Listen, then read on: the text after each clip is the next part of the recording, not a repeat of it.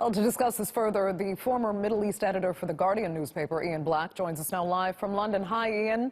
You know, we've witnessed Saudi constantly trying to control the narrative somehow and divert from the likelihood that the Crown Prince will have to bear responsibility here. So this statement from the foreign minister looks like another attempt at that. Do you think it will work? Well, I mean, the difficulty with this story from the very beginning is that, of course, the charges are extremely serious. The evidence that has come out almost exclusively in leaks, and we don't have a full account of what actually happened.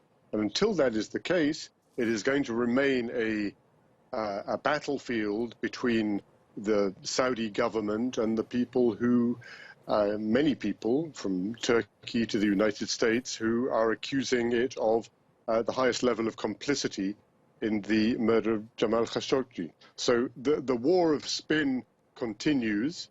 There have been reports about a CIA report. There's been a denial by the Saudi foreign minister, and so it will go on until there is some sort of independent and credible investigation into what happened, and we just haven't seen that yet.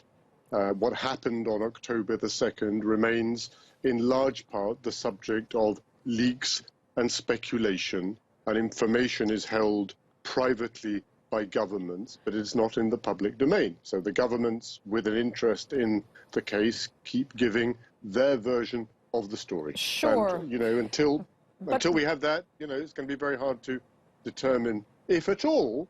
It may not be possible, of course, to determine what actually happened in terms of the responsibility at the highest levels of the Saudi government. You know, I'm surprised to hear you say that, though, because, you know, most agree that absolutely nothing happens in Saudi Arabia without the approval of the Crown Prince, or direct order, at least, of the Crown Prince. And the men that are accused of carrying out this crime, even by the Saudis, would take orders directly from him, and that it makes no sense that they would compromise his position just to carry out this killing on their own behalf.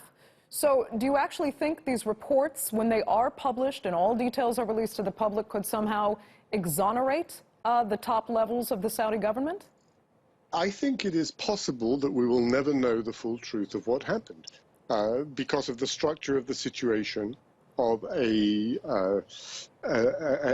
monarchy which is an absolute monarchy in many, many ways, and it appears to be trying to give its version of the story. We don't know whether there is a smoking gun. Many people have, for example, come up with the idea of what you could call the Thomas Becket scenario, as in the famous line, will no one rid me of this meddlesome priest without a direct order? I do not know. I agree that everybody who knows anything about Saudi Arabia, including the State Department official interviewed on this subject, everybody agrees that it is unlikely that something like this could have happened without orders from the very top. But we don't actually know. Okay, I mean, that includes you, though. I mean, you know Saudi Arabia. Give me any kind of scenario from all the reports you've read, the evidence that you have seen and heard so far, what would be a possible scenario that could have happened that wouldn't ultimately implicate the top level of the Saudi government? Well, I've just referred to the possibility that many people have talked about, the idea that that a subordinate carried out something without a direct order in order to satisfy the general approach of their boss. I do not know.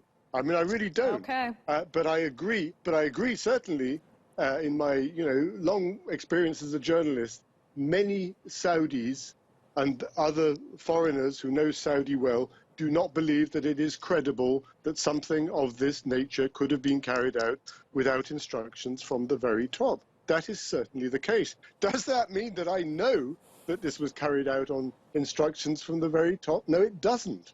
And I think that everybody needs to find out more about what actually happened. And until then, the war of words will continue. I do not know. I know that senior Saudis who know their country better than anybody else do not find it credible that the official version of events is a reflection of the truth. And so it will go on. Okay. Ian Block, thank you so much for sharing your perspective. We appreciate it.